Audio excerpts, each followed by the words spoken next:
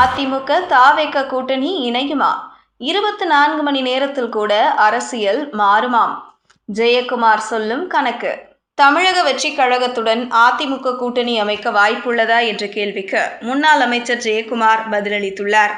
அரசியலில் என்ன வேண்டுமானாலும் நடக்கலாம் என்று கூறிய ஜெயக்குமார், திமுக கூட்டணியில் இருந்து கூட சில கட்சிகள் விலகக்கூடும் என்று கூறியிருக்கிறார். சட்டசபை தேர்தலுக்கு இன்னும் 8 மாதங்கள் மட்டுமே உள்ளது.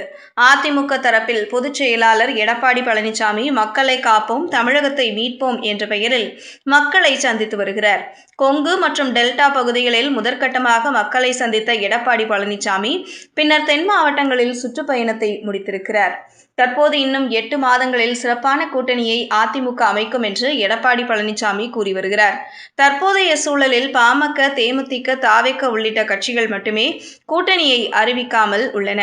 நாம் தமிழர் கட்சி வழக்கம் போல் தனித்து போட்டியிடும் என்று அறிவித்திருக்கிறது.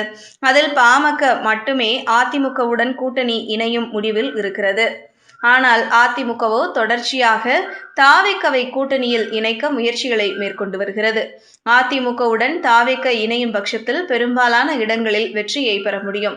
ஆனால் தாவேக தங்களின் தலைமையில் மட்டுமே கூட்டணி, விஜய் தான் முதல்வர் வேட்பாளர் என்பதில் தீவிரமாக உள்ளது. இதுகுறித்து அதிமுக முன்னாள் அமைச்சர் ஜெயக்குமார் பேசுகையில், 2026 சட்டசபை தேர்தலில் 210 தொகுதிகளில் வெல்வோம் என்று எடப்பாடி பழனிசாமி கூறி வருகிறார். அப்படியான மகத்தான வெற்றியை பெறுவோம் என்ற நம்பிக்கை உள்ளது. ஏனென்றால் அதிமுக ஆட்சியில் செய்யப்பட்ட சாதனைகள் அப்படியானது.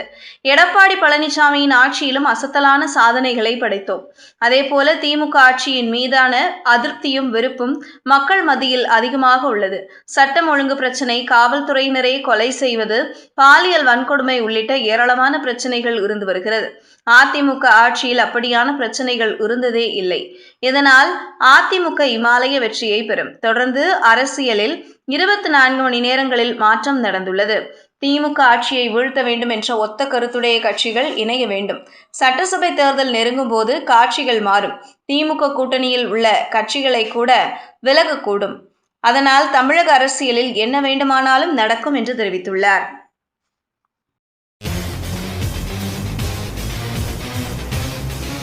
செய்திகளை உடனுக்குடனும் துல்லியமாகவும் தெரிந்து கொள்ள News 10 தமிழ் சேனலை பின்தொடருங்கள்.